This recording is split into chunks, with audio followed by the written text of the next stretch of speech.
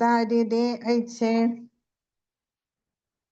ദയാലു ആരാനായി. ഹരേ കൃഷ്ണ. ആരെങ്കിലും വായിക്കൂ.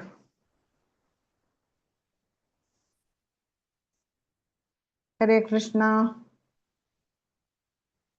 ഹരേ കൃഷ്ണ മാതാജി. ഹരേ കൃഷ്ണ. ഓം നമോ ഭഗവതേ വാസുദേവായ. സേയിദ ഗോവിന്ദ സാക്ഷാത് ചൈതന്യ ഗോസാനി ജീവാനിസ്താദിതേ ഐച്ഛേ ദയാലു ആരസ്നായി. ഹരേ കൃഷ്ണ. ഹരേ കൃഷ്ണ.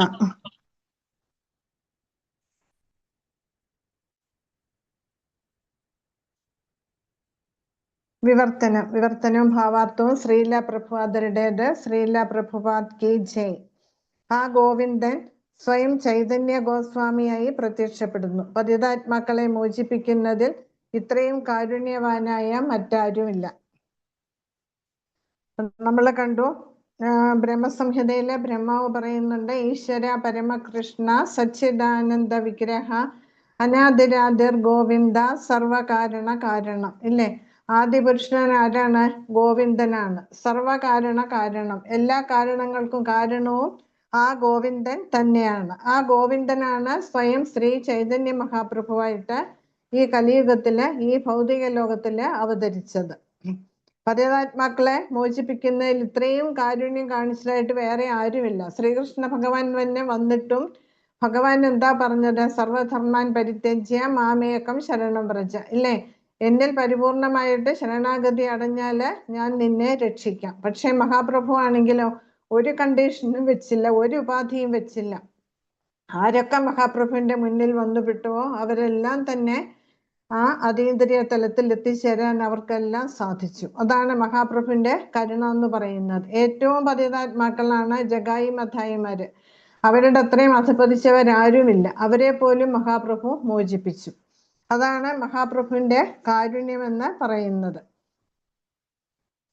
ഇപ്പം ഭഗവത്ഗീത ശ്രീകൃഷ്ണ ഭഗവാൻ ഉപദേശിച്ചു കൊടുത്തു അർജുനനിൽ കൂടി നമുക്കും കിട്ടി. പക്ഷെ എന്നിട്ടും ശ്രീകൃഷ്ണ ഭഗവാനാണ് പരമദിവ്യോത്തമ പുരുഷൻ എന്ന് ആരും അംഗീകരിച്ചില്ല. ഇപ്പോഴും ആരും അംഗീകരിക്കാൻ തയ്യാറല്ല.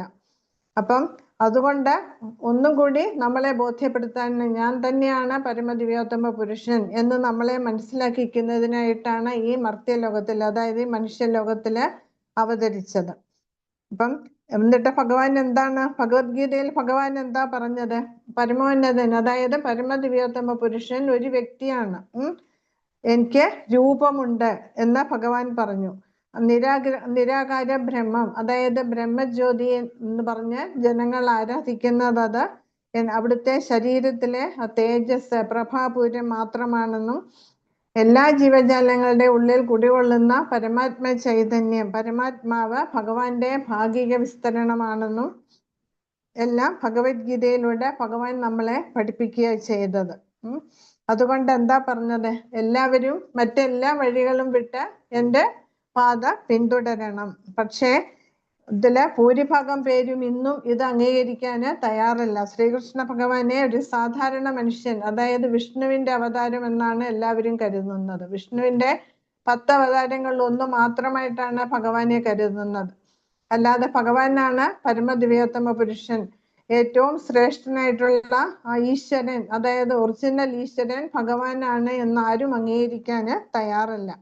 അതുകൊണ്ട് നമ്മളെ പോലുള്ള പതിതാത്മാക്കളോടുള്ള അഹൈതകമായ കാരുണ്യം കൊണ്ടാണ് ശ്രീ ചൈതന്യ മഹാപ്രഭുവായിട്ട് ഈ കലിയുഗത്തില് ഭഗവാന് അവതരിച്ചത്.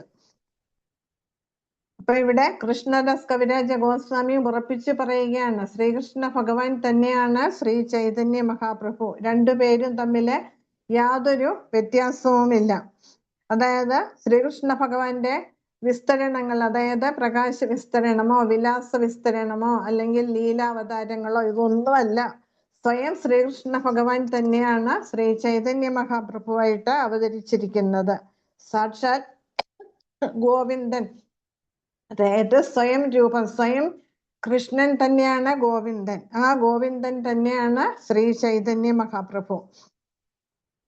ഇത് വെറുതെ പറയുന്നതല്ല, പിന്നെയോ ധാരാളം തെളിവുകൾ കൊടുക്കുന്നുണ്ട്. ചൈതന്യ ഉപനിഷത്തിൽ നിന്ന്, ശ്വേതാശ്വതര ഉപനിഷത്തിൽ നിന്ന്, മുണ്ടക ഉപനിഷത്തിൽ നിന്ന്, ശ്രീമദ് ഭാഗവതത്തിൽ നിന്നൊക്കെ ഉദാഹരണങ്ങൾ എടുത്തിട്ട് പറയുകയാണ് കൃഷ്ണദാസ് കവിരാജ ഗോസ്വാമി നമ്മളോട്. ഇത് തന്നെയാണ് ശ്രീകൃഷ്ണ ഭഗവാൻ തന്നെയാണ് ശ്രീ ചൈതന്യ മഹാപ്രഭു എന്ന്. അപ്പം നമ്മള് എന്തെങ്കിലും പറയുമ്പോൾ അതിന് എന്തു വേണം? പ്രൂഫ് വേണം, ഇല്ലേ? പ്രൂഫ് ഇല്ലാതെ ആരെങ്കിലും ഇത് അംഗീകരിക്കുമോ? പ്രത്യേകിച്ച് ഇക്കാലത്ത് എന്ത് പറഞ്ഞാലും എന്താ പറയുക? ഉടനെ തെളിവ് എവിടെ, തെളിവ് എവിടെ എന്നാണ് ചോദിക്കുന്നത്. അപ്പൊ ഇവിടെ കൃഷ്ണദാസ് കവിരാജ ഗോസ്വാമി 8 ശ്ലോകങ്ങള് പലതരത്തിലുള്ള ശാസ്ത്രങ്ങളിൽ നിന്നും എടുത്തിട്ട് ഉദ്ധരിച്ചിട്ട് നമ്മളോട് പറയുകയാണ് ശ്രീ ചൈതന്യ മഹാപ്രഭു സ്വയം ശ്രീകൃഷ്ണ ഭഗവാൻ തന്നെയാണ് എന്ന്. ഇനി 23-ാമത്തെ ശ്ലോകം. പരവ്യോമേ ദേവൈസേ നാരായണ നാമ ഷഡൈശ്വര്യ പൂർണ്ണ ലക്ഷ്മീകാന്ത ഭഗവാൻ. 23. ഹരേ കൃഷ്ണ. 23-ാമത്തെ ശ്ലോകം. ഇതല്ല, അടുത്ത പേജ് പ്രഭു. ഹരേ കൃഷ്ണ മാതാജി, ഞാൻ ചെല്ലട്ടെ? അടുത്ത പേജ്. പരവ്യോമേ ദേവൈസേ നാരായണ നാമ ഷഡൈശ്വര്യ പൂർണ്ണ ലക്ഷ്മീകാന്ത ഭഗവാൻ. ഹരേ കൃഷ്ണ. ഹരേ കൃഷ്ണ. വിവർത്തനം. ആത്മീയ വ്യോമത്തിൽ പരിലസിക്കുന്ന നാരായണൻ ഷഡൈശ്വര്യ സമ്പൂർണനും ഐശ്വര്യ ദേവതയുടെ നാഥനുമാകുന്നു. അപ്പം എവിടെയാണ്? വൈകുണ്ഠ ലോകങ്ങളൊക്കെ പരംവ്യോമത്തിലാണ്, ആത്മീയ വ്യോമത്തിലാണ്. അപ്പൊ ആ നാരായണൻ, അതായത് ചതുർഭുജ രൂപത്തിലുള്ള നാരായണൻ ആരാണ്? ഈ നാരായണന്റെയും നാഥനാണ് ആര്? ശ്രീകൃഷ്ണ ഭഗവാൻ എന്നാണ് ഇവിടെ പറയുന്നത്. ആ നാരായണൻ സ്വയം ഭഗവാൻ തന്നെയാണ്. ആ ഭഗവാൻ എങ്ങനെയുള്ളതാണ്? ഷഡൈശ്വര്യങ്ങൾ തികഞ്ഞതാണ്. 163-ാമത്തെ പേജ്. ഇത് തന്നെ. ഷഡൈശ്വര്യങ്ങൾ തികഞ്ഞതാണ് ഭഗവാൻ. അതായത് വൈകുണ്ഠത്തിൽ വാഴുന്ന, വൈകുണ്ഠ ലോകങ്ങളിൽ വാഴുന്ന നാരായണന്റെയും നാഥനാണ് ശ്രീകൃഷ്ണ ഭഗവാൻ.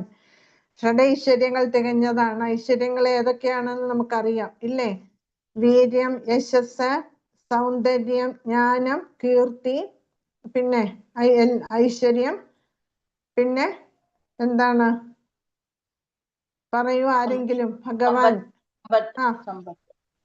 സമ്പത്ത്. ഇങ്ങനെ 6 ഐശ്വര്യങ്ങളും തികഞ്ഞതാണ് ഭഗവാൻ എന്ന് പറയുന്നത്. അപ്പൊ ആ ഭഗവാൻ എന്ന് പറയാ, ആ ഭഗവാന്റെ വിസ്തരണമാണ് ചതുർഭുജ രൂപത്തിലുള്ള നാരായണൻ. ഇനി അടുത്തത് 24-ാമത്തെ ശ്ലോകം.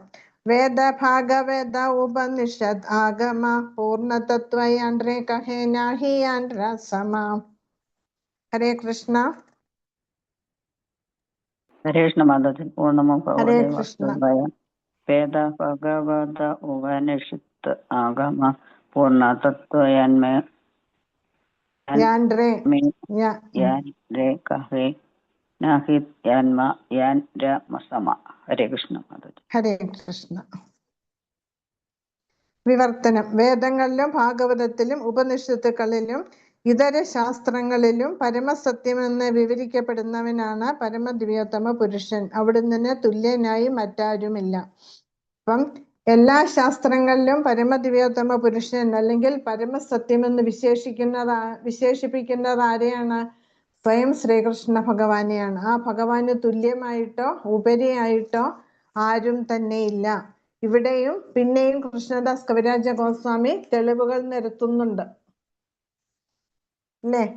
യുറിക് സംഹിതയിൽ നിന്ന്, നാരായണ അഥർവ ശിര ഉപനിഷത്തിൽ നിന്ന്, നാരായണ ഉപനിഷത്ത്, ഹയശീർഷ പഞ്ചരാത്രം, ശ്രീമദ് ഭാഗവതം തുടങ്ങിയവയിൽ നിന്നും തെളിവുകൾ നിരത്തുന്നുണ്ട്.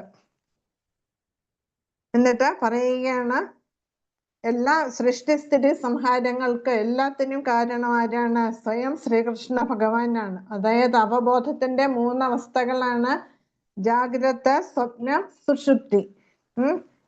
അതിനുപരിയായിട്ടും ആരാണ് നിലകൊള്ളുന്നത്? സ്വയം ശ്രീകൃഷ്ണ ഭഗവാൻ തന്നെയാണ് നിലകൊള്ളുന്നത്. എല്ലാ ജീവജാലങ്ങളെയും, അതായത് ശരീരം, ഇന്ദ്രിയങ്ങളെ, പ്രാണൻ, ഹൃദയം, ഇതിനെയെല്ലാം ഉത്തേജിപ്പിക്കുന്നത് ആരാണ്? സ്വയം ശ്രീകൃഷ്ണ ഭഗവാൻ തന്നെയാണ്. ഈ ജീവാത്മാക്കളെ, എല്ലാ വിഭാഗത്തിൽപ്പെട്ട ജീവാത്മാക്കളെയും പരിപാലിക്കുന്നതും ആരാണ്? ശ്രീകൃഷ്ണ ഭഗവാൻ തന്നെയാണ്. ആ ശ്രീകൃഷ്ണ ഭഗവാനാണ് പരമപ്രഭു, അതായത് പരമ ദിവ്യോത്തമ പുരുഷൻ. അങ്ങനെയുള്ള ഭഗവാൻ എവിടെയാണ് വാഴുന്നത്? അതീന്ദ്രിയ ലോകത്തിലെ, അതായത് ഗോലോകധാമത്തിലെ വാണരുളുന്നു. അങ്ങനെയുള്ള ഭഗവാന് ഷഡൈശ്വര്യങ്ങൾ തികഞ്ഞതാണ്. പിന്നെ ഐശ്വര്യ ദേവതയുടെ നാഥനാണ്, ലക്ഷ്മി ദേവിയുടെ നാഥനാണ്. പിന്നീട് അടുത്ത ശ്ലോകത്തിൽ എന്താ പറയുന്നത്? എല്ലാ വേദങ്ങളിലും ശാസ്ത്രങ്ങളിലും ഉപനിഷത്തുകളിലും ഒക്കെ സൂചിപ്പിക്കുന്ന പരമസത്യം സ്വയം ശ്രീകൃഷ്ണ ഭഗവാൻ തന്നെയാണ്. ആ ഭഗവാന് തുല്യമായിട്ടോ ഉപരിയായിട്ടോ ആരുമില്ല. ഇതാണ് കൃഷ്ണദാസ് കവിരാജ ഗോസ്വാമി നമ്മളെ പഠിപ്പിക്കുന്നത്. ഇനി അടുത്ത ശ്ലോകം 25. ഭക്തിയോഗേ ഭക്തപായ യാൻഹാര ദർശന സൂര്യേന സവിഗ്രഹ ദേഖേ ദേവഗണ. ഹരേ കൃഷ്ണ. നമോ ഭഗവതേ വാസുദേവായ. ഹരേ കൃഷ്ണ. ഭക്തിയോഗേ ഭക്തപായ യാൻഹാര ദർശന സൂര്യേന സവിഗ്രഹ ദേഖേ ദേവഗണ. ഹരേ കൃഷ്ണ. വിവർത്തനം.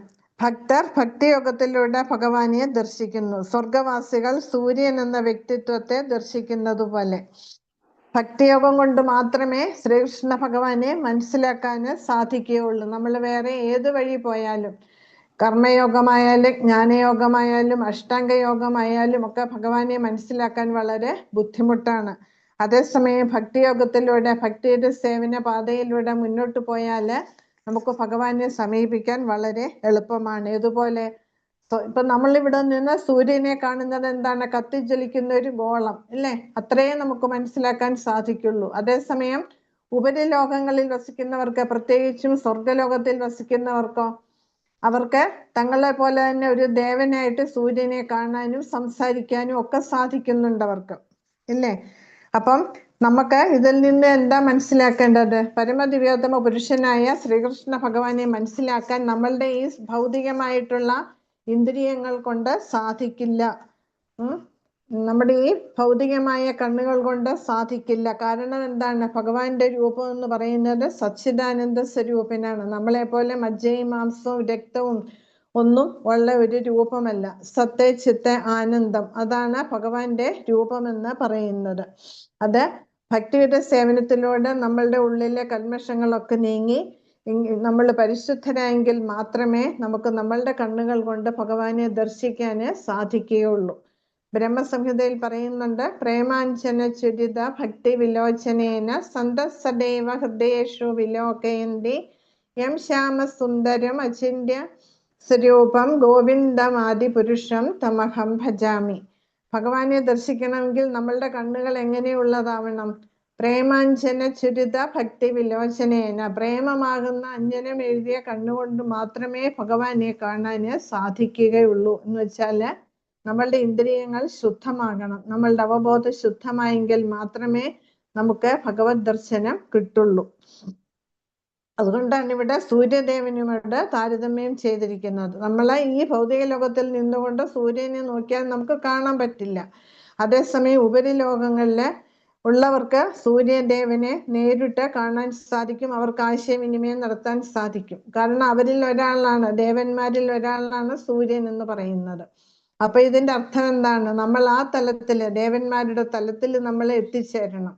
ഇപ്പം നമ്മൾ ഭൗതിക തലത്തിലാണ് സ്ഥിതി ചെയ്യുന്നത്. ആ ഭൗതിക തലത്തിൽ നിന്നും നമ്മൾ ഉയർന്ന അതീന്ദ്രിയ തലത്തിൽ സ്ഥിതി ചെയ്തെങ്കിൽ മാത്രമേ നമുക്ക് സൂര്യനെ ദേവന്മാര് ദർശിക്കുകയും ആശയവിനിമയം ചെയ്യുന്നത് പോലെ നമുക്ക് ശ്രീകൃഷ്ണ ഭഗവാനെ ദർശിക്കാനും ഭഗവാനുമായിട്ട് ആശയവിനിമയം ചെയ്യാനും ഭഗവാനെ പ്രത്യക്ഷമായിട്ട് സേവനം ചെയ്ത് ആനന്ദം അനുഭവിക്കാനും നമുക്ക് സാധിക്കുള്ളൂ.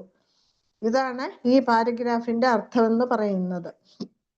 പിന്നീട് പ്രഭുപാദര് പറയുന്നുണ്ട്, ഭൂമിയിൽ വസിക്കുന്നവർക്ക് ചന്ദ്രലോകത്തിൽ എത്തിച്ചേരാൻ സാധിക്കും. പക്ഷേ സൂര്യനിൽ പോലും എത്തിച്ചേരാൻ ആർക്ക് സാധിക്കും? സ്വർഗത്തിലുള്ളവർക്ക്. നമുക്ക് സാധിക്കില്ല, സ്വർഗലോക നിവാസികൾക്ക് സാധിക്കും. പക്ഷേ ആ ദേവന്മാർക്ക് നമ്മളാൽ സാധിക്കാത്തതൊക്കെ അവർക്ക് സാധിക്കുന്നുണ്ട്, അല്ലേ? പക്ഷെ അവർക്ക് പോലും ഭഗവാനെ ദർശിക്കണമെങ്കിൽ അവർക്ക് ഭഗവാന്റെ ധാമത്തിൽ എത്താൻ അവർക്ക് സാധിക്കില്ല.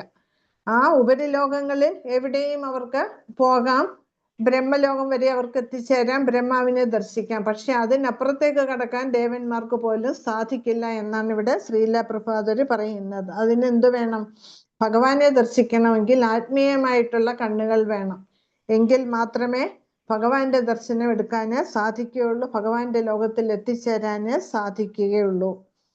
അല്ലാതെ നമ്മൾ ഊഹാപോഹങ്ങളിൽ കൂടി ഒന്നും മനസ്സിലാക്കാൻ ശ്രമിച്ചാല് ഭഗവാനെ മനസ്സിലാക്കാന് സാധിക്കില്ല. പരമദിവ്യോത്തമ പുരുഷനായ ശ്രീകൃഷ്ണ ഭഗവാനെ സമീപിക്കാനും നമുക്ക് സാധിക്കില്ല. അങ്ങനെ പോയി കഴിഞ്ഞാല് ബ്രഹ്മത്തെയും ഊഹാപോഹങ്ങളിലൂടെയൊക്കെ പോയി കഴിഞ്ഞാൽ ബ്രഹ്മസാക്ഷാത്കാരം, പരമാത്മാ സാക്ഷാത്കാരം ഒക്കെ ചെയ്യാം. പക്ഷെ അതിന്റെ അപ്പുറത്തേക്ക് കടക്കാന് നമുക്ക് സാധിക്കില്ല എന്നിവിടെ കൃഷ്ണദാസ് കവിരാജ ഗോസ്വാമി വ്യക്തമായിട്ട് നമ്മളോട് പറയുകയാണ്. ഇനി അടുത്ത ശ്ലോകം 26. ജ്ഞാനയോഗമാർഗേ താന്ത്രേ ഭജേ ഏ സഭ ബ്രഹ്മ ആത്മരൂപേ താന്ത്രേ കരേ അനുഭവ. ഹരേ കൃഷ്ണ. ഹരേ ഓം നമോ കൃഷ്ണ. ഭഗവതേ വാസുദേവായ. ജ്ഞാനയോഗേ മാർഗേ താന്ത്രേ ഭജേ ഏ സഭ ബ്രഹ്മ ആത്മരൂപേ താന്ത്രേ കരേ അനുഭവ. ഹരേ കൃഷ്ണ മാതാജി. ഹരേ കൃഷ്ണ. ഹരേ കൃഷ്ണ മാതാജി. ഹരേ കൃഷ്ണ. ചൊല്ലിക്കോളൂ. പ്രണാമം. ജ്ഞാനയോഗമാർഗേ താന്ത്രേ ഭജേയൈ സഭ ബ്രഹ്മ ആത്മരൂപേ താന്ത്രേ കരേ അനുഭവ. ഹരേ കൃഷ്ണ. ഹരേ കൃഷ്ണ. അപ്പൊ ഇവിടെ പറയുന്നു, ജ്ഞാനത്തിന്റെയും യോഗത്തിന്റെയും മാർഗങ്ങളിൽ സഞ്ചരിക്കുന്നവരും അവിടുന്ന് മാത്രമാണ് ഭജിക്കുന്നത്. എന്തെന്നാൽ ബ്രഹ്മവും പരമാത്മാവും അവിടുന്ന് തന്നെ. അപ്പം ജ്ഞാനയോഗത്തിൽ കൂടി പോയാലും അഷ്ടാംഗ യോഗത്തിൽ കൂടി പോയാലും എവിടെ എത്തുകയുള്ളൂ?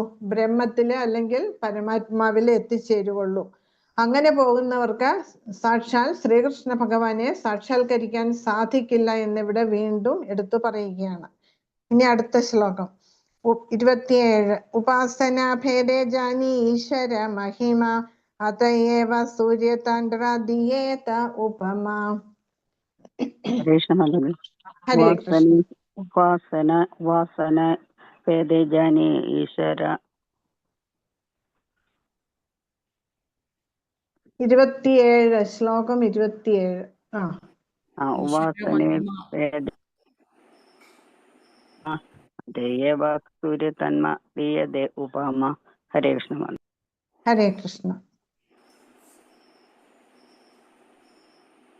അപ്രകാരം വിവിധ ഉപാസന മാർഗങ്ങളിലൂടെ ഒരുവന് ഭഗവത് മഹിമാനങ്ങൾ മനസ്സിലാക്കാവുന്നതാണ്, സൂര്യന്റെ ഉപമ തെളിയിച്ചതുപോലെ. അങ്ങനെ പല രീതിയിലും നമ്മൾക്ക് ഉപാസന സാധനയിലൂടെ നമുക്ക് ഭഗവാനെ മനസ്സിലാക്കാം. ഇതുപോലെ സൂര്യനെ അതിനു വേണ്ടിയിട്ടാണ് ശ്രീല പ്രഭുപാദർ താരതമ്യം ചെയ്തിരിക്കുന്നത്. ഇനി അടുത്തത്, സേയി നാരായണ കൃഷ്ണേര സ്വരൂപ അഭേദ ഏകൈ വിഗ്രഹ കിന്തു ആകാര വിഭേദ. ഹരേ കൃഷ്ണ. ഹരേ കൃഷ്ണ. നാരായണ കൃഷ്ണേര സ്വരൂപ അഭേദ ഏകൈ വിഗ്രഹ കിന്തു ആകാര വിഭേദ. ഹരേ കൃഷ്ണ. മാതാജി. ഹരേ കൃഷ്ണ. ഓം നമോ ഭഗവതേ വാസുദേവായ. ശ്രീ നാരായണ കൃഷ്ണരെ സ്വരൂപ അഭേദ ഏകൈ വിഗ്രഹ കിന്തു ആകാര വിഭേദ. ഹരേ കൃഷ്ണ. ഹരേ കൃഷ്ണ. നാരായണനും ശ്രീകൃഷ്ണനും ഒരേ ഭഗവാൻ തന്നെ, എന്നാൽ അവരുടെ ആകാര സവിശേഷതകൾ വിഭിന്നമാണ്. നാരായണനും ശ്രീകൃഷ്ണനും ഒന്ന് തന്നെയാണ്. കാരണം ശ്രീകൃഷ്ണ ഭഗവാന്റെ വിസ്തരണമാണ് നാരായണൻ എന്ന് പറയുന്നത്, അല്ലെങ്കിൽ മഹാവിഷ്ണു. പക്ഷേ അവരുടെ രൂപം വ്യത്യസ്തമാണ്, ഇല്ലേ? ശ്രീകൃഷ്ണ ഭഗവാന് നമുക്ക് അടുത്ത ശ്ലോകത്തിൽ കാണാം. ശ്രീകൃഷ്ണ ഭഗവാന് 2 കൈയാണ്, നാരായണൻ ചതുർഭുജ രൂപത്തിലാണ്. അപ്പൊ നമുക്ക് ഭഗവാനെ മനസ്സിലാക്കണമെങ്കിൽ എങ്ങനെ സാധിക്കുള്ളൂ? ഭക്തർക്ക് ഭക്തിയുടെ സേവനത്തിലൂടെ ഭഗവാനെ മനസ്സിലാക്കാൻ സാധിക്കും. അതായത് ഏതുപോലെ ഉപരിലോകങ്ങളിലുള്ള ദേവന്മാരൊക്കെ സൂര്യഭഗവാനെ മനസ്സിലാക്കുന്നത് പോലെ, സൂര്യഭഗവാനെ നേരിട്ട് ദർശിക്കുകയും ആശയവിനിമയം ചെയ്യുന്നത് പോലെ നമ്മൾക്ക് ഭക്തിയുടെ സേവനത്തിലൂടെ ഭഗവാന്റെ ദർശനം എടുക്കാനും ഭഗവാനുമായിട്ട് അടുത്ത സമ്പർക്കത്തിൽ ഏർപ്പെടാനും നമുക്കും സാധിക്കും, നമ്മൾ ഭക്തർക്ക് എന്നാണ് പറയുന്നത്. ഇനി അടുത്ത ശ്ലോകം 30ാമത്തെ 29. इन्हो दधिभुज तिन्हो धरे चारी हाथा इन्हो वेणु धरे तिन्हो चक्रादिक साधा. हरे कृष्ण माताजी. ओम नमो हरे भगवते कृष्ण. वासुदेवाय. इनको दुभुज तिनको दरे चारी हादा इनको वेणो दरे तिनको चक्रादिका साधा. हरे कृष्ण. साधा. हरे कृष्ण. ചെല്ലട്ടെ. ചൊല്ലിക്കോളൂ. ഹരേ കൃഷ്ണ. ഹരേ ഹരേ കൃഷ്ണ. കൃഷ്ണ മാതാജി. പ്രണാം മാതാജി. ഇൻഹോ ഹരേ കൃഷ്ണ. ദാദി ഭുജ തിൻഹോ ധാര ചാരി ഹാഥ ഇൻഹോ വേണു ധരേ തിൻഹോ ചക്രാദി ഗസാധ. ഹരേ കൃഷ്ണ മാതാജി. പ്രണാം. ഹരേ കൃഷ്ണ. ഹരേ കൃഷ്ണ മാതാജി. ഹരേ കൃഷ്ണ. ഇൻഹോദ ഇവിടെ വേട്ട് വേട്, കാരണം ഇത്തിരി കട്ടിയുള്ള വാക്കുകളാണ്. ഇൻഹോദ പറഞ്ഞാല് ഈ ഒന്ന്, ദ്വിഭുജ 2 കരങ്ങൾ, തിൻഹോ അവിടുന്ന്, ധരേ പ്രത്യക്ഷമാകുന്നു, ചാരി 4, ഹാഥ കൈകൾ, ഇൻഹോ ഈ ഒന്ന്, വേണു ഓടക്കുഴൽ, ധരേ വഹിക്കുന്നു, തിൻഹോ അവിടുന്ന്, ചക്രാധിക ചക്രം ആദിയായവ, സാധ കൂടി. അപ്പം ഇവിടെ പറയുന്നു വിവർത്തനത്തില് ശ്രീകൃഷ്ണന് ഓടക്കുഴലേന്തിയ 2 കരങ്ങളും നാരായണന് ശംഖ ചക്രം ഗദാ പത്മങ്ങളോട് കൂടിയ 4 കരങ്ങളും ഉണ്ട്. അപ്പൊ ശ്രീകൃഷ്ണനും വിഷ്ണുവും തമ്മിലുള്ള വ്യത്യാസമാണ് ഇവിടെ പറയുന്നത്. അപ്പം പക്ഷേ എങ്കിലും ശ്രീകൃഷ്ണനും വിഷ്ണുവും, അതായത് നാരായണനും ഒന്ന് തന്നെയാണ്, അവര് തമ്മിലെ വ്യത്യാസമില്ല. കാരണം ഒരാൾ തന്നെയാണ് വ്യത്യസ്ത രൂപങ്ങളില് പ്രത്യക്ഷപ്പെടുന്നത്. ഉദാഹരണം പറയുന്നത് എന്താ, ഒരു ജഡ്ജി, ഹൈക്കോടതിയിലെ ജഡ്ജി വീട്ടില് അദ്ദേഹം ഭർത്താവോ അച്ഛനോ മുത്തച്ഛനോ ഒക്കെ ആയിരിക്കാം, പക്ഷെ കോടതിയിൽ വന്നാൽ അദ്ദേഹം ജഡ്ജിയാണ്. അതുപോലെയാണ് ശ്രീകൃഷ്ണ ഭഗവാൻ പരമസത്യമാണ്, പരമദിവ്യോത്തമ പുരുഷനാണ്. പക്ഷെ ആ ശ്രീകൃഷ്ണ ഭഗവാൻ തന്നെ പല രീതിയിലുള്ള അവതാരങ്ങൾ എടുക്കുന്നു. കാരണം ഈ നമ്മളെ പോലുള്ള പതിതാത്മാക്കളുടെ രക്ഷയ്ക്ക് വേണ്ടിയിട്ട് ഓരോ യുഗത്തിലും ഓരോ തരത്തിലുള്ള അവതാരങ്ങളാണ് എടുക്കുന്നത്. പക്ഷെ എങ്കിലും ആ അവതാരങ്ങളെല്ലാം ആര് തന്നെയാണ്? ശ്രീകൃഷ്ണ ഭഗവാന്റെ വിസ്തരണങ്ങളാണ്, സ്വയം ശ്രീകൃഷ്ണ ഭഗവാൻ തന്നെയാണ് എന്നാണ് പറയുന്നത്. ഇവിടെ വിഷ്ണുവിനെ അല്ലെങ്കിൽ നാരായണനെ നമ്മൾ 4 കൈയോടെ കാണുന്നു, ശ്രീകൃഷ്ണ ഭഗവാൻ 2 കൈയോടെ നമ്മൾ കാണുന്നു. ഇത് മാത്രമേ ഉള്ളൂ വ്യത്യാസം. അടുത്തത് ശ്രീമദ് ഭാഗവതത്തിലെ ശ്ലോകമാണ് 30ാമത്തേത്. നാരായണസ്ത്വം നഹി സർവദേഹിനാം ആത്മാസി അധീശാഖില ലോക സാക്ഷി നാരായണോ അംഗം നരഭുജലായനാത് തച്ഛാപി സത്യം ന തവൈവ മായ. ഹരേ കൃഷ്ണ. ഹരേ കൃഷ്ണ ഹരേ മാതാജി. കൃഷ്ണ. ഹരേ കൃഷ്ണ. നാരായണസ്ത്വം നഹി സർവം ദേഹിനാം ആത്മാസി അധീശഖില ലോക സാക്ഷി നാരായണോംഗം നരപൂജലായനാത് തച്ഛാപി സത്യം ന തദൈവ മായ. ഹരേ കൃഷ്ണ. ഹരേ കൃഷ്ണ. മാതാജി. ഹരേ ഹരേ കൃഷ്ണ കൃഷ്ണ. മാതാജി. ഹരേ ഞാൻ കൃഷ്ണ. ചെല്ലട്ടെ. ചൊല്ലിക്കോളൂ. നാരായണസ്ത്വം നഹി സർവദേഹിനാം ആത്മാസി അധീശാഖില ലോകസാക്ഷി നാരായണോ അംഗം നരഭുജലായനാത് തച്ഛാപി സത്യം ന തവൈവ മായ. ഹരേ കൃഷ്ണ മാതാജി. ഹരേ കൃഷ്ണ. ഹരേ കൃഷ്ണ. ഓം നമോ ഭഗവതേ വാസുദേവായ. നാരായണസ്ത്വം നഹി സർവദേഹിനാം ആത്മാസി അധിശാലി അഖില ലോകസാക്ഷി നാരായണോ അംഗം നരഭുജലായനാത്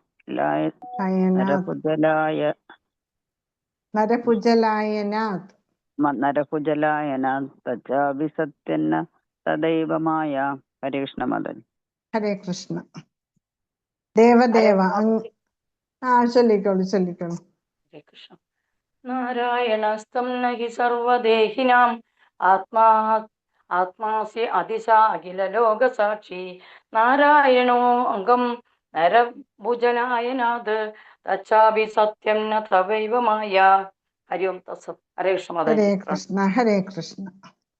ദേവദേവ, അങ്ങ് സർവ സൃഷ്ടിയുടെയും സാക്ഷിയും ദേഹികളുടെ എല്ലാം ജീവനുമാകുന്നു. അതുകൊണ്ട് അങ്ങന്റെ പിതാവ് നാരായണനല്ലേ. നരനിൽ, അതായത് ഗർഭോദകശായി വിഷ്ണുവിൽ നിന്നുള്ള ജലം വാസസ്ഥലമായവനെ നാരായണൻ എന്ന് പറയുന്നു. ആ നാരായണൻ അങ്ങയുടെ സമഗ്ര അംശവുമാകുന്നു. അങ്ങയുടെ വിസ്തരണങ്ങളൊന്നും തന്നെ മായാശക്തിയുടേതല്ല, അവ ദിവ്യങ്ങളാണ്. അപ്പൊ ഇവിടെ ഇത് ശ്രീമദ് ഭാഗവതത്തിലെ ദശമസ്കന്ധത്തിലെ 14-ാം അധ്യായത്തിലെ ഒരു ശ്ലോകമാണ്. ഇത് ബ്രഹ്മസ്തുതിയിൽ വരുന്ന ശ്ലോകമാണ്. ഇപ്പൊ കഥ അറിയാമല്ലോ. ബ്രഹ്മാവ് ശ്രീകൃഷ്ണ ഭഗവാൻ ഒരു കൊച്ചുകുട്ടിയായിട്ട് കണക്കാക്കി ആ പശുക്കളെയൊക്കെ ഞാനാണ് വലിയ ആള് എന്നുള്ള അഹങ്കാരത്തോടെ, ആ ഗർവോടെ പശുക്കളെയും പശുക്കുട്ടികളെയും ഗോപന്മാരെയും ഒക്കെ അവിടുന്ന് അടിച്ചു മാറ്റി, ഇല്ലേ? പക്ഷേ ശ്രീകൃഷ്ണ ഭഗവാൻ എന്താ ചെയ്തതെന്നാൽ ഞാൻ ആരാണ് എന്ന് ബ്രഹ്മാവിനെ കാണിച്ചു കൊടുക്കുന്നുണ്ട്. എൻ്റെ മഹത്വം എന്താണെന്ന് ബ്രഹ്മാവ് അറിയട്ടെ. അങ്ങനെ ബ്രഹ്മാവിന്റെ അഹങ്കാരത്തെ ഇല്ലായ്മ ചെയ്യണം എന്ന് കരുതി സ്വയം ശ്രീകൃഷ്ണ ഭഗവാൻ തന്നെ എത്ര ഗോപന്മാരുണ്ടോ, എത്ര പശുക്കുട്ടികളുണ്ടോ അത്രയും ആയിട്ട് തന്നെ ഭഗവാൻ തന്നെ സ്വയം വിസ്തരണം ചെയ്തു, ഇല്ലേ? അപ്പം അത് ആ ഭഗവാന്റെ യോഗശക്തിയുടെ പ്രദർശനമാണത്. അപ്പൊ അങ്ങനെ ഒരു സാധാരണ ഗോപാലന്റെ വേഷത്തിലാണ് ഭഗവാൻ ഈ ഭൗതിക ലോകത്തിൽ അവതരിച്ചത്. അപ്പൊ ബ്രഹ്മാവ് എന്താ വിചാരിച്ചത്? ഇത് പരമസത്യമൊന്നുമല്ല, ആ കഴിവൊന്നുമില്ല, ഇത് വെറും സാധാരണ കുട്ടിയാണ് എന്നാണ് ബ്രഹ്മാവ് ധരിച്ചത്. പക്ഷേ ഞാനൊരു സാധാരണ ശിശുവല്ല, കുട്ടിയല്ല എന്ന് ഭഗവാൻ ഇതിലൂടെ ബ്രഹ്മാവിനെ കാണിച്ചു കൊടുക്കുകയാണ് ചെയ്തത്. അവസാനം ബ്രഹ്മാവ് പശ്ചാത്തപിച്ചു, ഇല്ലേ? പരാജയം സമ്മതിച്ച് ഭഗവാന്റെ മുന്നിൽ വന്നിട്ട് സമസ്താപരാധം പറഞ്ഞിട്ട് ഭഗവാനെ സ്തുതിക്കുന്നുണ്ട്, ഇല്ലേ? അതാണ് ബ്രഹ്മസ്തുതി. ഏറ്റവും പ്രധാനമാണ് ബ്രഹ്മസ്തുതി. അപ്പൊ അതില് പറയുന്നത് എന്താണ്? ഈ സൃഷ്ടിസ്ഥിതി സംഹാരങ്ങളിലേക്ക് നാഥൻ ആരാണ്? വേറെ ആരുമല്ല, അവിടുന്ന് തന്നെയാണ്. അതുപോലെ തന്നെ അങ്ങ് തന്നെയാണ് എല്ലാ ജീവജാലങ്ങളുടെ ഉള്ളില് പരമാത്മാവായിട്ട് വസിക്കുന്നത്. അതുകൊണ്ട് ഞാന് എവിടെ നിന്ന് വന്നതാണ്? ജലത്തിൽ നിന്ന്, നാരായണനിൽ നിന്ന്, അല്ലെ? ആ നാരായണൻ അങ്ങയുടെ വിസ്തരണമാണ്. അതുകൊണ്ട് അങ്ങ് എൻ്റെ പിതാവാണ്. എന്തെന്നാൽ ഭഗവാൻ കൃഷ്ണന്റെ സമഗ്ര വിസ്തരണമായ ഗർഭോദയശായി വിഷ്ണു സ്വയം ഗർഭസമുദ്രത്തിൽ സ്ഥിതി ചെയ്തുകൊണ്ട് തന്റെ ശരീരത്തിൽ നിന്ന് ബ്രഹ്മാവിനെ സൃഷ്ടിച്ചു, ഇല്ലേ? ഗർഭോദയശായി വിഷ്ണുവിന്റെ നാഭിയിൽ നിന്നുമാണ് താമരത്തണ്ട് വരുന്നത്. ആ താമരത്തണ്ടിലാണ് ബ്രഹ്മാണ്ടം, അതായത് 14 ലോകങ്ങള്. അതിന്റെ മുകളിലാണ് താമരപ്പൂവ്. ആ താമരപ്പൂവിലാണ് സ്വയം ബ്രഹ്മാവ് ഇരിക്കുന്നത്. അതുപോലെ കാരണവദശായി വിഷ്ണുവും ക്ഷീരവദശായി വിഷ്ണുവും എല്ലാം തന്നെ ആരാണ്? ഭഗവാന്റെ വിസ്തരണങ്ങളാണ് എന്നാണ് ബ്രഹ്മാവ് പറയുന്നത്. ബ്രഹ്മാവ് ഭഗവാന്റെ മുന്നിൽ തോറ്റുകൊടുത്തു, സമ്മതിച്ചു. അപ്പം ഇത് ഭൗതിക ലോകത്തിലെ പുരുഷാവതാരങ്ങളെല്ലാം തന്നെ ഭഗവാനിൽ നിന്ന് വരുന്നതാണ്, ഇല്ലേ? അപ്പം ഭഗവാൻ ആരാണ്? ഈ ഭൗതിക ലോകത്തിന്റെ നാഥനാണ്. പക്ഷേ എങ്കിലും ഈ ഭൗതിക ലോകത്തെ പരിപാലിക്കുന്നുണ്ട് എങ്കിലും മായയുമായിട്ട് യാതൊരു ബന്ധവും ഭഗവാനില്ല. മായ ഭഗവാന്റെ ശക്തിയാണ്, നമുക്കറിയാം. പക്ഷേ മായാതീതനാണ്, മായയ്ക്കും അതീതനാണ് ഭഗവാന്. ആ ഭൗതിക പ്രകൃതിയുടെ ത്രിഗുണങ്ങളാൽ ഒരിക്കലും ഭഗവാൻ സ്വാധീനിക്കപ്പെടുന്നില്ല. അതുപോലെ തന്നെ സ്വയം നാരായണനാണ് ഭഗവാൻ, ശ്രീകൃഷ്ണ ഭഗവാനാണ്. പക്ഷേ ഭഗവാനിൽ നിന്നും വ്യത്യസ്തനാണ്. ഒന്നാണെങ്കിലും രൂപത്തിലും ലീലകളിലും ഒക്കെ വ്യത്യസ്തനാണ് നാരായണൻ, അതായത് എല്ലാ പുരുഷാവതാരങ്ങളും. അതുപോലെ നാരായണൻ ആരാണ്? വൈകുണ്ഠത്തിലെ നാഥനാണ്, വൈകുണ്ഠത്തിന്റെ നാഥനാണ്. ഈ ഭൗതിക ലോകത്തിലെ പുരുഷാവതാരങ്ങൾക്കൊക്കെ ഉറവിടമാണ് നാരായണൻ എന്ന് പറയുന്നത്. ശ്രീകൃഷ്ണ ഭഗവാന്റെ വിലാസ വിസ്തരണമാണ് ആര്? നാരായണൻ. അതുപോലെ അതേസമയം കൃഷ്ണനാണെങ്കിലോ അങ്ങനെയുള്ള ആ നാരായണനും അഭയം കൊടുക്കുന്നത് ആരാണ്? ശ്രീകൃഷ്ണ ഭഗവാനാണ്. പക്ഷെ അങ്ങനെയുള്ള ഭഗവാന് മായയുമായിട്ട് യാതൊരു തരത്തിലുള്ള സമ്പർക്കവും ഇല്ല താനും. മായാതീതനാണ്, പക്ഷെ മായയും ഭഗവാന്റെ ശക്തിയാണ്. ഹരേ കൃഷ്ണ. ഇനി അടുത്ത ശ്ലോകം 31. ശിശുവത്സ ഹരി ബ്രഹ്മ കരി അപരാധ അപരാധ ക്ഷമായതേ മകേന പ്രസാദ. ഹരേ കൃഷ്ണ. കൃഷ്ണമാതാജി. ഹരേ കൃഷ്ണ. ഹരേ കൃഷ്ണ. ശിശുവത്സ ഹരി ബ്രഹ്മ ഹരി അപരാധ അപരാധ ക്ഷമായിതേ മകേന പ്രസാദ. ഹരേ കൃഷ്ണ മാതാജി. ഹരേ കൃഷ്ണ. ശിശുവത്സഹരി ബ്രഹ്മകരി അപാരാധ ക്ഷമായിതേ മാവേന പ്രസാദ ഹരിസമലി. ഹരേ കൃഷ്ണ. അപ്പൊ ഇനിയുള്ള ശ്ലോകങ്ങളിലെ ബ്രഹ്മാവ് ഇത് തന്നെയാണ് പറയുന്നത്, എന്റെ പിതാവാണ് അവിടുന്ന്. കൃഷ്ണന്റെ കളിക്കൂട്ടുകാരെയും കന്നുകുട്ടികളെയും മോഷ്ടിച്ച് അപരാധം ചെയ്ത ബ്രഹ്മാവ് താൻ ചെയ്ത അപരാധത്തിന് ഭഗവാനോട് മാപ്പപേക്ഷിക്കുകയും ഭഗവാന്റെ കാരുണ്യത്തിന് വേണ്ടി പ്രാർത്ഥിക്കുകയും ചെയ്തു. അപ്പൊ ബ്രഹ്മാവിന് മനസ്സിലായി ചെയ്ത തെറ്റെന്താണെന്നുള്ളത്. അതിന് ഭഗവാന്റെ മുന്നിൽ വന്ന് മാപ്പ് ചോദിക്കുകയാണ്. മാപ്പ് ചോദിച്ചിട്ട് ഭഗവാനോട് പറയുകയാണ്, എന്നോട് കരുണ കാണിക്കണം, എനിക്ക് തെറ്റുപറ്റിപ്പോയി എന്ന്. തൊമാര നാഭി പത്മ ഹൈദേ ആമാര ജന്മോദയ തുമി പിത മാത ആമി തൊമാര തനേയ. 32ാമത്തെ ശ്ലോകം. ഹരേ കൃഷ്ണ. ഹരേ മാതാജി. പിതാ മാതാ ബാലകേര നാലയ അപരാധ ക്ഷമ മോരെ. അതല്ല മാതാജി, അതിന് മുൻപിലുള്ള ശ്ലോകം 32. ഹരേ കൃഷ്ണ മാതാജി. തോമാര നാഭി പത്മ ഹൈദേ ആമാര ജന്മോദയ തുമി പിതാ മാതാ ആമി തോമാര തനയ. ഹരേ കൃഷ്ണ മാതാജി. ഹരേ കൃഷ്ണ. ഹരേ കൃഷ്ണ. ഓ നമഃ ഭഗവതേ വാസുദേവായ. തോമാര നാഭി പത്മ ഹൈദേ ആമാര ജന്മോദയ തുമി പിതാ മാതാ ആമി തോമാര തനയ. ഹരേ കൃഷ്ണ മാതാജി. ഹരേ കൃഷ്ണ. ഇപ്പം ബ്രഹ്മാവ് പറയുകയാണ്, ഞാൻ അവിടുത്തെ നാഭിയിലെ താമരയിലാണ് ജന്മമെടുത്തത്. അപ്രകാരം അവിടുന്ന് എൻ്റെ പിതാവും മാതാവും ഞാൻ അങ്ങയുടെ പുത്രനുമാണ്. ഗർഭോദയ വിഷ്ണുവിന്റെ ആ നാഭിയിൽ നിന്നുമാണ് താമരത്തണ്ട് വരുന്നത്. അതിൻ്റെ അറ്റത്തുള്ള താമരപ്പൂവിലാണ് ബ്രഹ്മാവ് ജന്മമെടുത്തത്. അതുകൊണ്ട് ആരാണ് സൃഷ്ടികർത്താവ്? ശ്രീകൃഷ്ണ ഭഗവാനാണ്, ഇല്ലേ? പ്രഥമ സൃഷ്ടികർത്താവ്.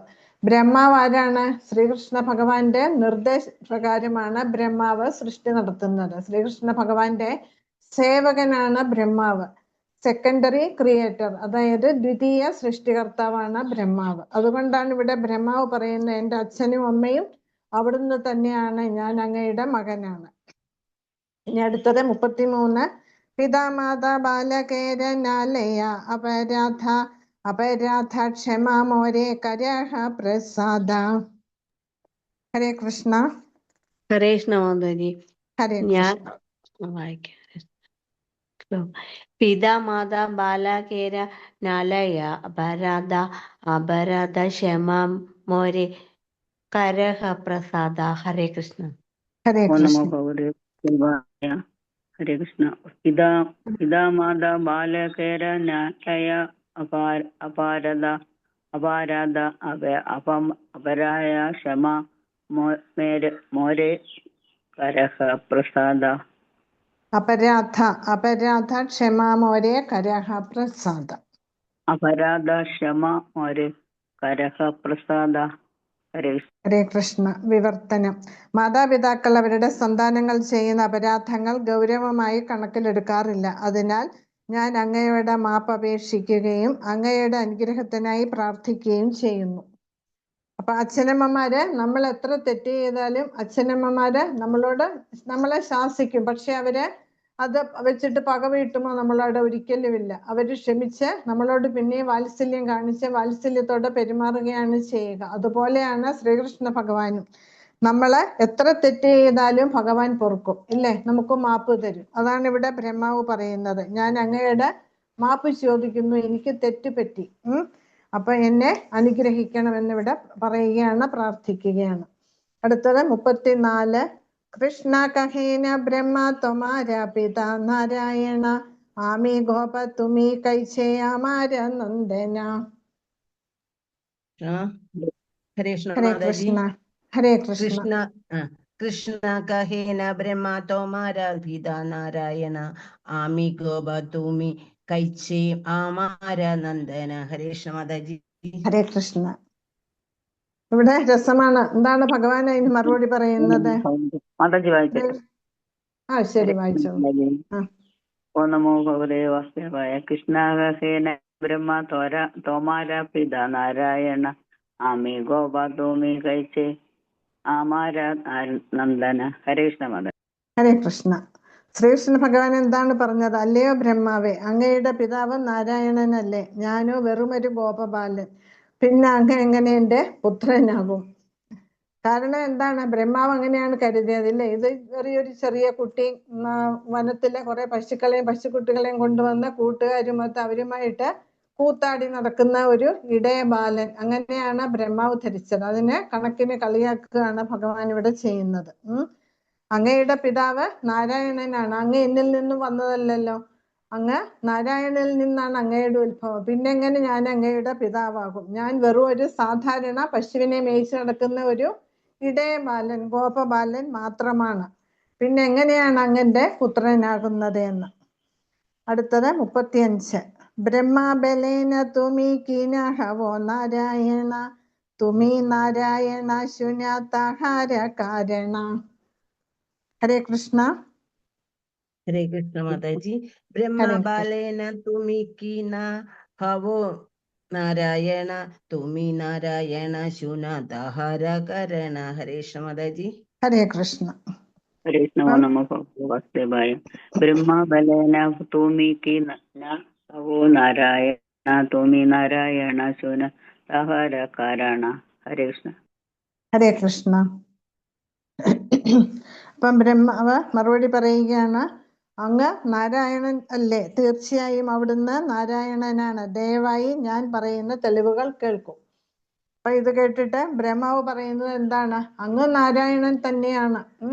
അതെനിക്ക് നന്നായിട്ടറിയാം. തീർച്ചയായും അങ്ങ് ആ നാരായണൻ തന്നെയാണ്. അവിടുത്തെ വിസ്തരണങ്ങളാണ് ഈ നാരായണൻ, അതായത് പുരുഷാവതാരങ്ങളും എല്ലാം തന്നെ. എല്ലാത്തിന്റെ ഉറവിടം അങ്ങാണ്. അതുകൊണ്ട് അങ്ങന്റെ പിതാവ് തന്നെയാണ്. അതിന് തെളിവുകൾ പറയുന്നുണ്ട്. ഇനിയുള്ള ശ്ലോകങ്ങളിൽ നമുക്ക് കാണാം. പ്രാകൃത അപ്രാകൃത സൃഷ്ടിയെ യഥ ജീവരൂപ, താഹാരയെ ആത്മാ തുമി മൂലസ്വരൂപ.